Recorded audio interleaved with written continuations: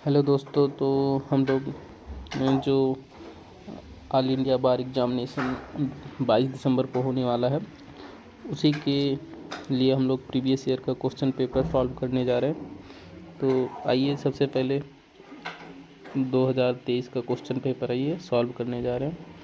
और ये question number first आइए सॉल्व करते हैं। सबसे पहले क्या कहता है, मध्यस्थ और तुलय अधिनियम 1966 के अनुसार मध्यस्थ करार के संबंध में निम्नलिखित में से कौन सा गलत है। ठीक है,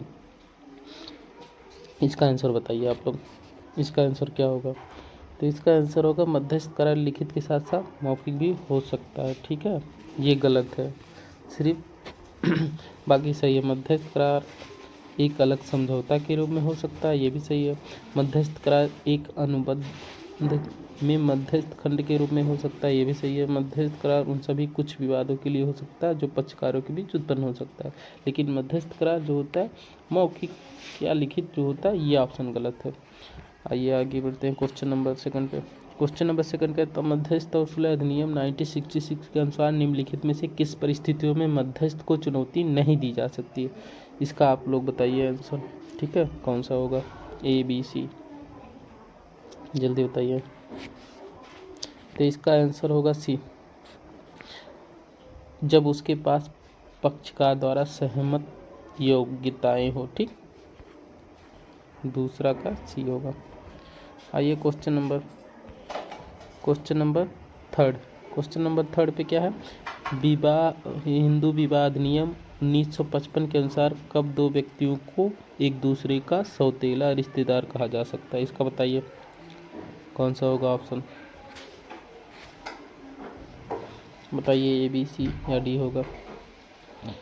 इसका होगा ऑप्शन नंबर बी, जब एक ही पूर्वज के अलग अलग पत्नियों के वंशज हो तो उनको सौतेला कहा जाता। ठीक, इसका होगा सेकंड नंबर। आइए question number four. Question number four में क्या है, हिंदू विवाह अधिनियम 1955 के अनुसार निम्नलिखित में से किसे आमतौर पर हिंदू विवाह के लिए वैध शर्त नहीं माना जाता। ठीक है, इसका बताइए चार ऑप्शन में से कौन सा सही है। क्वेश्चन नंबर फोर्थ का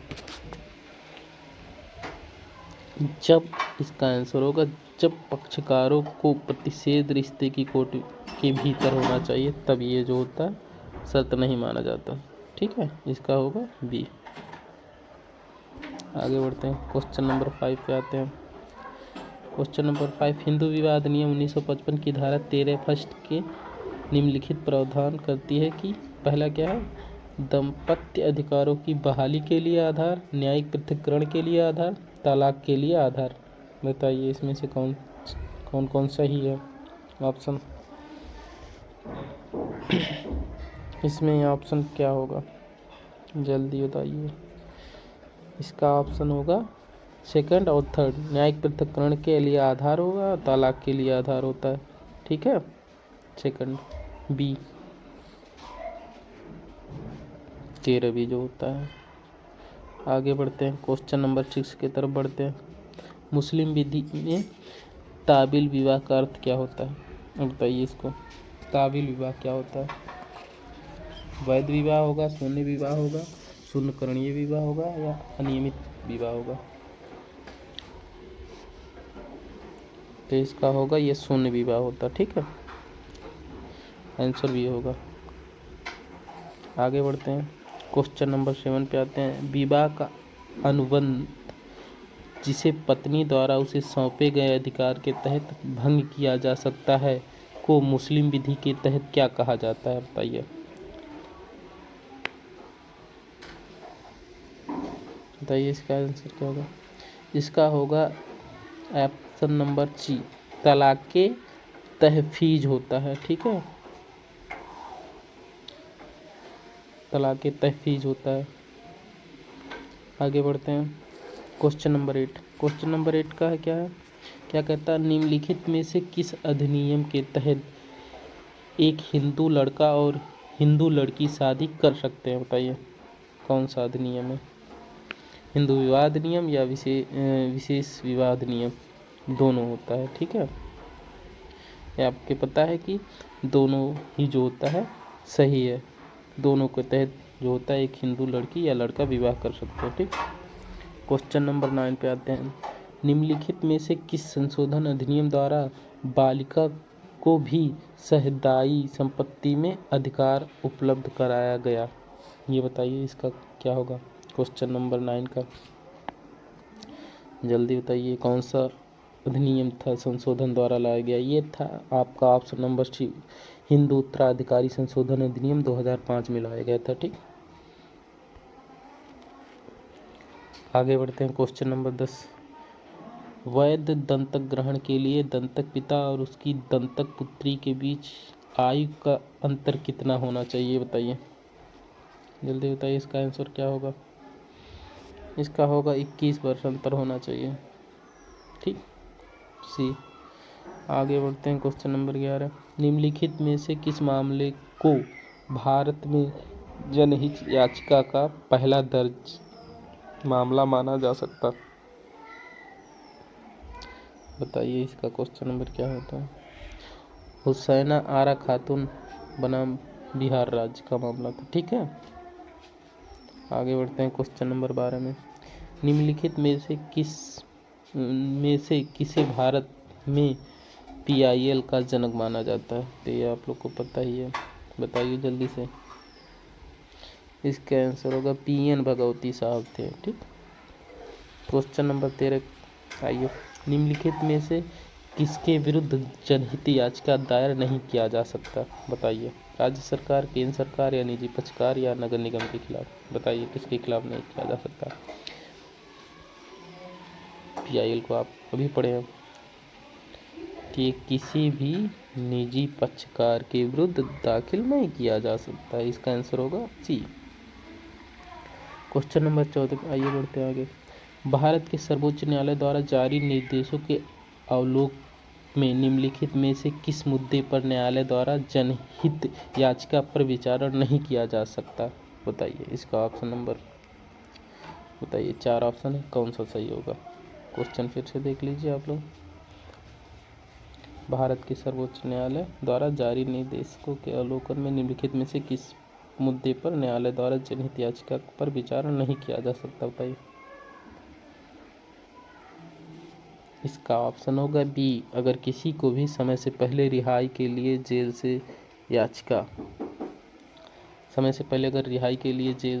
हो जाता है तो उसके लिए PIL जो होता है आप नहीं कर याचिका को खारिज दाखिल कर सकते हैं। आगे बढ़ते हैं। Question number 15। निम्नलिखित में से किस ऐतिहासिक मामले में निर्णित किया गया कि प्राकृतिक न्याय के सिद्धांत न केवल न्यायिक और अर्धन्यायिक कार्यों पर बल्कि प्रशासनिक कार्यों पर भी लागू होते हैं? इसका बताइए। क्वेश्चन नंबर 15 का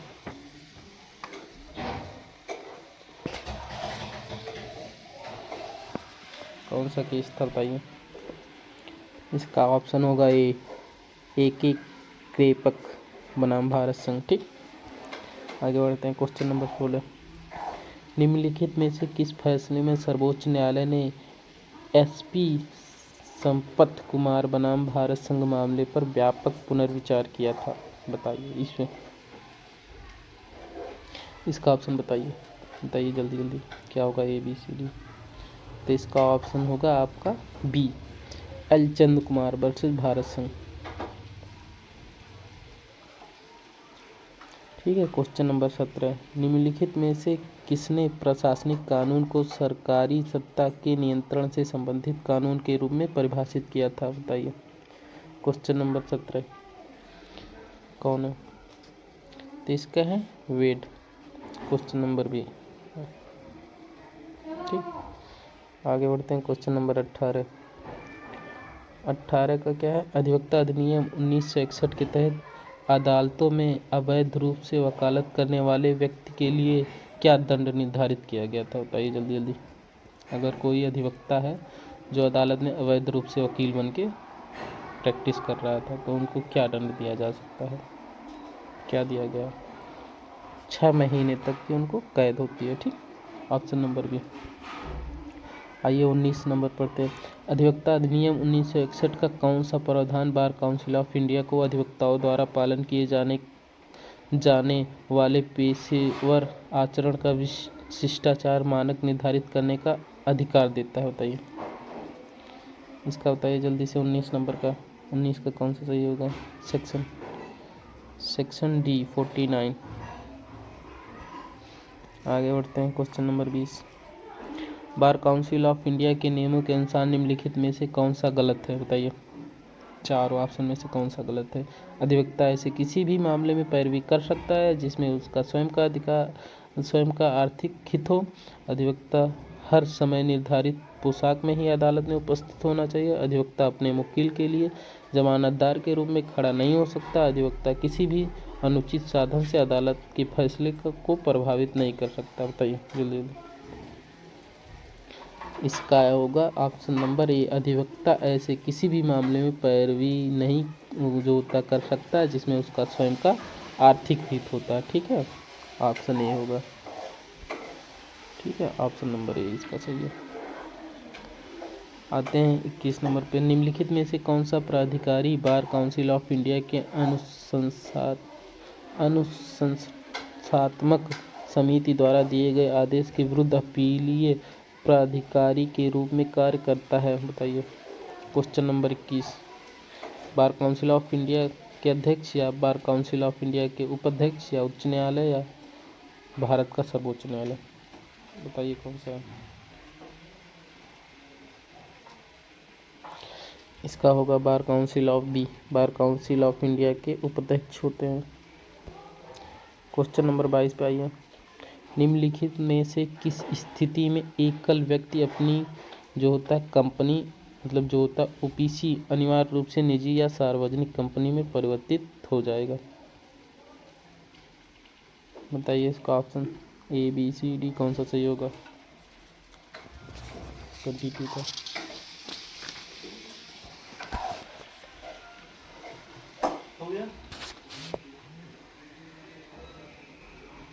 बताइए इसका क्या होगा? इसका ऑप्शन नंबर होगा ए।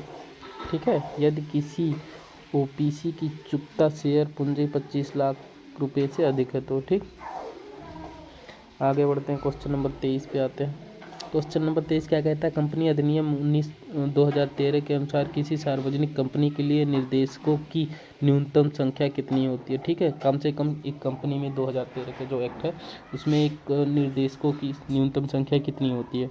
तो इसका आंसर बताइए आप लोग क्या होता है? इसका कम से कम 3 होते हैं। ठीक, होना चाहिए। 24 का ये, निम्नलिखित में से किस मामले में भारत के सर्वोच्च न्यायालय ने याति सिद्धांत की विस्तार से व्याख्या की थी? ठीक है, बताइए 24 का बताइए क्या होगा? 24 का डिस्प्यूट है, क्योंकि ये भी फर्स्ट भी होगा, सेकंड भी होगा, थर्ड भी होगा, तो इसको छोड़ देते हैं। आते हैं, ये डिस्ट्रीब्यूटेड क्वेश्चन रहा। आते हैं 25 पे। निम्नलिखित में से कौन सा पर्यावरण कानून के लोक न्यास सिद्धांत पर एक ऐतिहासिक मामला रहा? बताइए 25 नंबर का।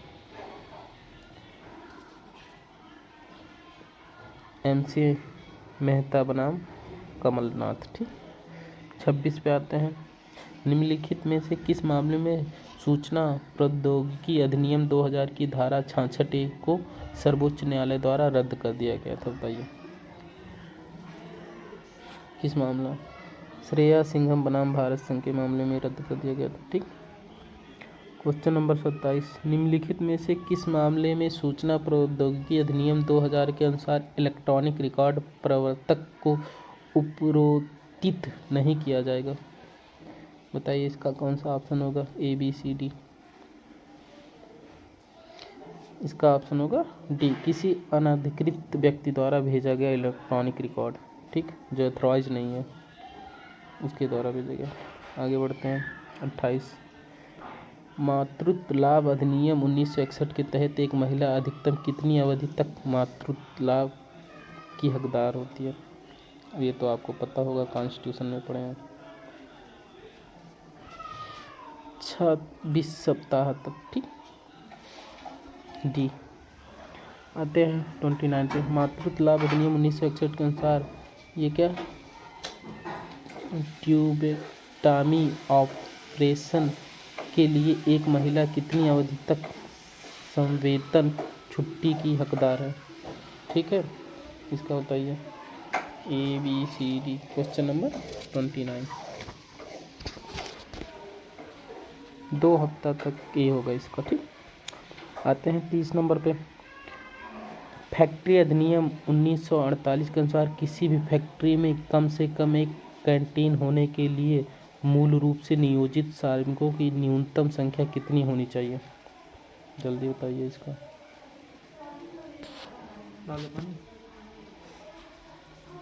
250। ठीक है, इसका डी। अगर कम से कम 250 है तब कैंटीन होने के लिए मूल रूप से। आते हैं 31 पे। औद्योगिक विवाद अधिनियम 1947 के अनुसार के निम्नलिखित में से कौन श्रमिक की परिभाषा में शामिल नहीं है? किन लोगों को श्रमिक की परिभाषा में शामिल नहीं किया गया, बताइए।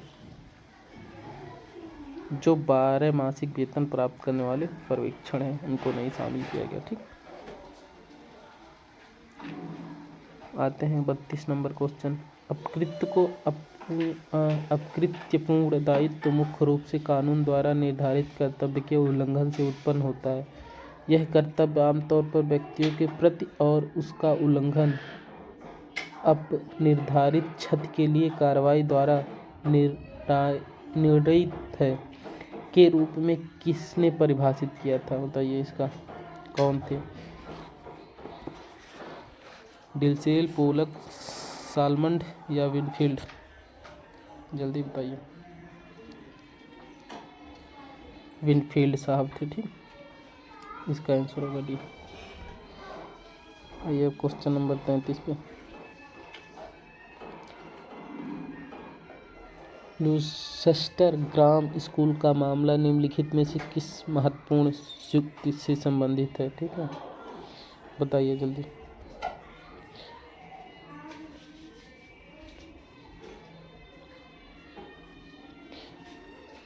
इसका डेनम साइन इंजूरिया का। ठीक है, इंजूरिया साइन डेनम दूसरा होता है, उसका अपोजिट।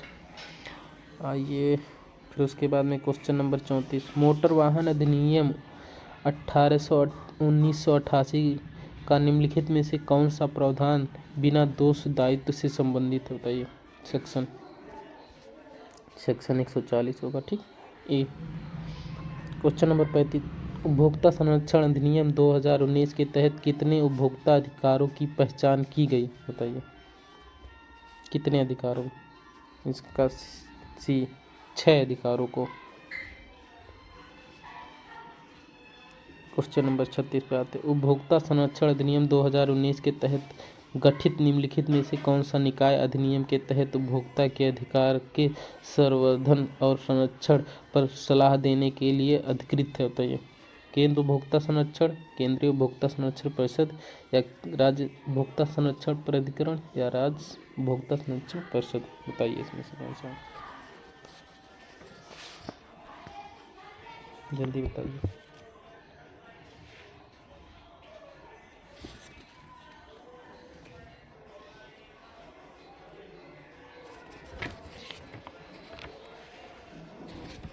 इसमें से सभी हो सकते हैं और सभी हैं। ये क्वेश्चन डिस्ट्रीब्यूटेड था।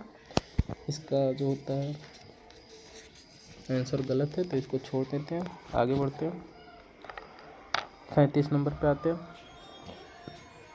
भारत के संविधान में निम्नलिखित में से कौन से प्रावधान में कहा गया कि कानूनी प्राधिकार के अलावा कोई भी कर लगाया या एकल नहीं किया जा सकता? ठीक है, बताइए। इसका आंसर होगा डी 265 में कर है ना उसमें। अब उसके बाद में क्वेश्चन नंबर आगे बढ़ते हैं। क्वेश्चन नंबर 38 पे आते हैं। आयकर अधिनियम 1961 के अनुसार 31 मार्च 2020 को नव स्थापित किसी व्यवसाय पेशे के मामले में निम्नलिखित में से कौन सा पहला या पिछला वर्ष होगा? ठीक है, बताइए इसको।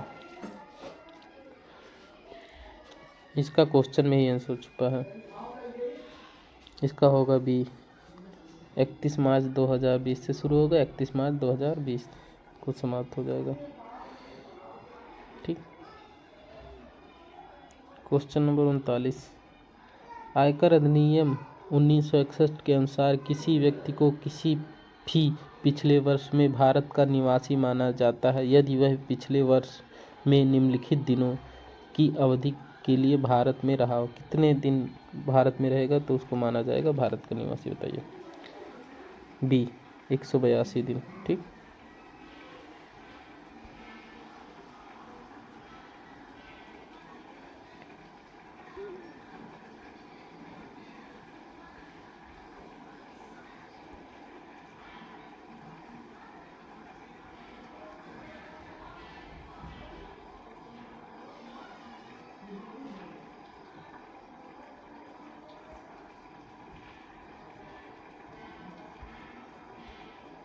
एक सेकंड।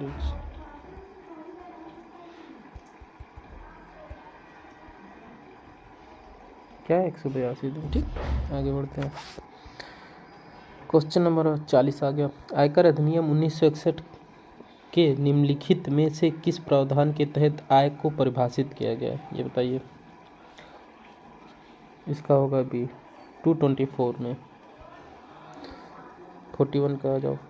भारतीय अनुबंध अधिनियम 1872 के अनुसार निम्नलिखित में से कौन सा धोखाधड़ी नहीं है। भारतीय अनुबंध मतलब जानते हैं आप, इंडियन कॉन्ट्रैक्ट एक्ट है। भारतीय संविदा अधिनियम नहीं लिखा जाता, यहाँ अनुबंध लिख देता है। ठीक, तो इसको कॉन्ट्रैक्ट। तो आगे बढ़िए, इसका कौन सा होगा 41 का। यदि बोलने का कर्तव्य नहीं हो तो केवल मौन रहना। अगर बोलने का कर्तव्य है तो आप बोलना पड़ेगा आपको वहाँ, नहीं तो फ्रॉड माना जाएगा, धोखाधड़ी। Question number 42। ए बी को धोखा देने के इरादे से झूठ वर्णन करता है कि एक कारखाने में सालाना 500 मन नील बनाया जाता है और इस तरह बी को कारखाना खरीदने के लिए प्रेरित करता है। उपरोक्त कथन के अवलोकन में सही विकल्प का उत्तर दीजिए। अब अनुबंध प्रारंभ से ही शून्य होगा, अनुबंध ए के विकल्प पर शून्य करणीय होगा, अनुबंध बी के विकल्प पर शून्य करणीय होगा, अनुबंध ए और बी के विकल्प पर शून्य करणीय होगा। बताइए भाई किससे किया था, बी ए बी को धोखा देने के इरादे से वर्णन किया, तो ये वाइडेबल कहाँ होगा, वाइडेबल बी के उस पे होगा, तो ऑप्शन सी हो जाएगा इसका, क्योंकि बी चाहेगा तो फिर बाद में अगर वो कॉन्ट्रैक्ट वाइडेबल करा सकता है। अब आते हैं क्वेश्चन नंबर 43। निम्नलिखित में से कौन सी निषेधाज्ञा सुनवाई के समय मुकदमे के गुण दोष के आधार पर केवल डिक्री द्वारा दी जा सकती है, बताइए। शाश्वतता निषेध। ठीक है, इसका ऑप्शन बी होगा। अब आते हैं क्वेश्चन नंबर 44 का। मूलधन पर देय साधारण ब्याज का भुगतान करने में विफलता पर उसी दर पर चक्रवृद्धि ब्याज के भुगतान के लिए बॉन्ड में शर्त भारतीय अनुबंध अधिनियम 1872 के निम्नलिखित में से किस प्रावधान के अर्थ में जुर्माना नहीं है। ठीक, कौन से सेक्शन है, 74B। ठीक,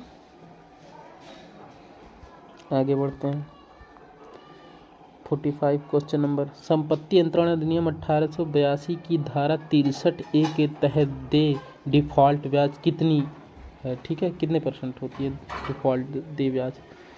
इसका आंसर क्या बताइए, क्वेश्चन का आंसर। क्वेश्चन नंबर 45 इसका होता है 9% सी। ठीक, आगे बढ़ते हैं 46 का। संपत्ति अंतरण अधिनियम 1882 की धारा 17 के तहत निम्नलिखित में से कौन सी समय सीमा दी गई है, बताइए।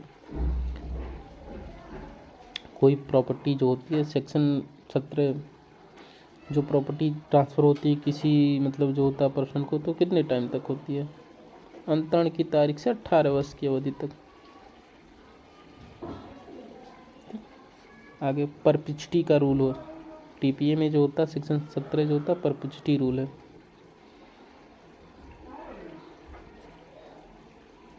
आगे बढ़ते हैं क्वेश्चन नंबर 47। प्रक्रम लिखित अधिनियम 1881 के अनुसार निम्नलिखित में से कौन सा प्रक्रम लिखित नहीं है, इसको बताइए आप लोग। ABCD कौन सा होगा।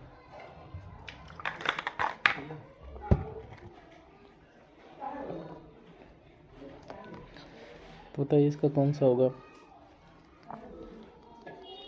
इसका होता है हुंडी। हुंडी नहीं आता है, बाकी वचन पत्र, विनिमय पत्र, चेक ये सब आता है। ठीक है, इसका आंसर होगा बी। अब 49 का आते हैं। प्रक्रम लिखित अधिनियम 1981 के आलोक में यदि प्रक्रम लिखित पर ब्याज दर का उल्लेख नहीं है तो किस दर से ब्याज लिया जाता है बताइए। अगर कोई मतलब उसमें निर्धारित नहीं किया गया तो उसमें क्या ब्याज की दर होती है। 18% सी, अगर निर्धारित नहीं है तो। 49 का है। घोषणा के प्रकाशन की तारीख से किस अवधि के भीतर यदि कोई